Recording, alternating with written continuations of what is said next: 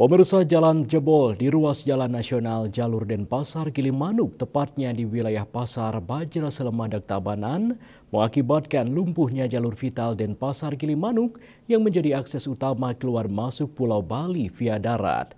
Hal tersebut ditanggapi serius Gubernur Bali Wayan Koster. Pihaknya menargetkan perbaikan kerusakan jalan yang jebol tersebut dapat selesai dalam kurun waktu 3 minggu. Terkait hal tersebut, pihaknya telah berkoordinasi dengan Kepala Balai Jalan Kementerian Pekerjaan Umum dan Perumahan Rakyat PUPR pada malam kejadian, karena jalur tersebut merupakan jalan nasional. Gubernur Bali Wayan Koster mengatakan dibutuhkan waktu 3 minggu untuk menyelesaikan pekerjaan perbaikan jalan tersebut hingga tuntas.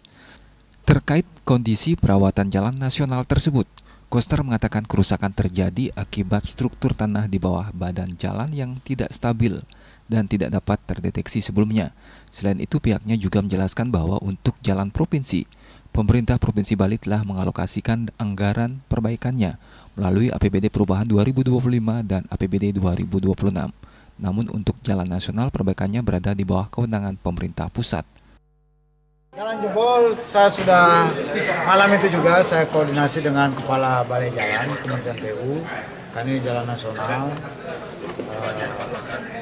Sudah ditinjau ke lapangan dan saya minta segera diselesaikan pengerjaannya. Butuh waktu paling lama 3 minggu untuk menyelesaikan ini sampai. Jadi tapi diupayakan oleh Kepala Balai bisa lebih cepat dari 3 minggu. Pak, selama ini perawatannya gimana Pak? Sampai perawatannya selama ini bagaimana sih Pak? Jalan-jalan di Bali. Jalan jebol gimana, tanahnya bawahnya bolong, siapa yang tahu ya, nggak bisa dilihat. Pak, anggaran jalan rusak di Bali gimana Pak?